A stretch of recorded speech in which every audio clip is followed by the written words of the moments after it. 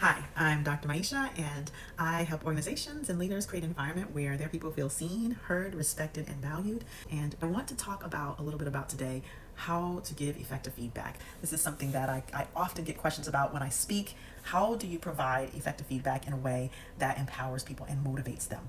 So I often use a version of the what my teacher used to call the honey lemon honey approach, but what many call the feedback sandwich.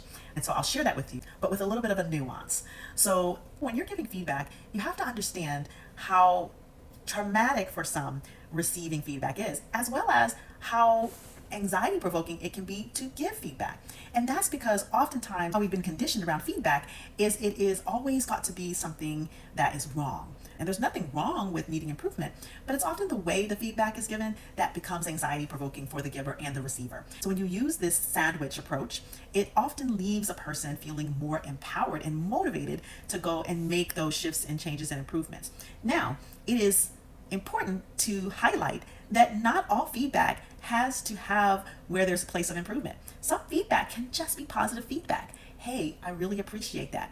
You really did that well. And I think it's important for us to be giving positive feedback often, even when there's nothing to improve, because what it does is it retrains the mind around what feedback really is. Like, feedback is just a mechanism to let a person know where they are and how they're doing so that they can either continue doing the same thing that's working, or maybe they can adjust course. And so when you're only giving feedback when something's wrong, then it does create a level of hypervigilance and anxiety around the feedback itself. So the first thing I recommend is give positive feedback often before there's something wrong, right? Before something needs improvement.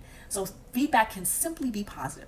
Now, when you're doing an evaluation where you are wanting to assess where improvements are, people are trying to grow, they're trying to expand, then what you want to do is you want to start with what's working.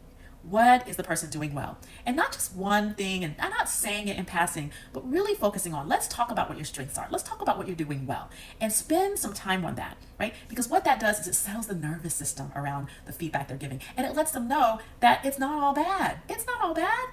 There are really good things that you're doing. So when you're giving feedback in the context of evaluation, have at least 5 positive things to say so that it settles the nervous system and it empowers them, like, okay, I am doing some things right.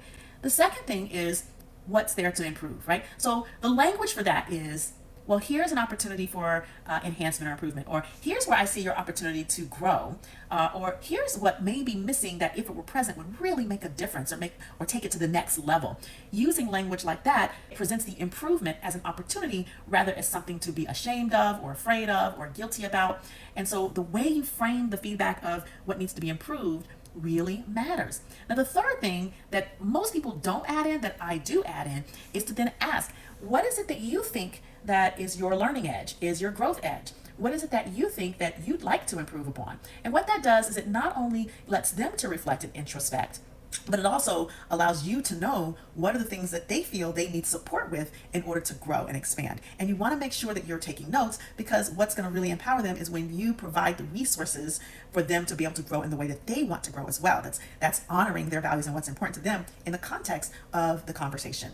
And finally, you want to end with an overall callback to what's going well or what they're doing well. So you want to end it up on a positive note. So you sandwich the feedback in to 2 positive things. You start on a positive note, you end on a positive note, and in between you just present their improvements as an opportunity to expand. Now, some people choose to ask them what they want to improve upon before they give the feedback, and I think that's valid as well. So whether you choose to give your feedback first or whether you choose to let them give their feedback first, both are valid, but it's important to just present it as an opportunity. So take this little feedback tip and apply it in your organization. And if you find that you're having challenges with providing feedback, or your teams are having challenges with providing feedback, and you want or need a workshop in that, I'd love to speak with you. It's something that I do as part of the training and the consulting that I do with organizations around communication. And if you find that communication is really a problem, then reach out to me and let's talk about all the different ways that we could potentially work together to enhance the communication that creates trust and safety between people and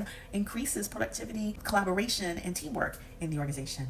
Again, I'm Dr. Maisha, and you can reach me at mindremappingacademy.com, or you can contact me directly on LinkedIn or whatever platform you're watching this video. So go apply those tools, share this video. Until the next time I see you, stay empowered.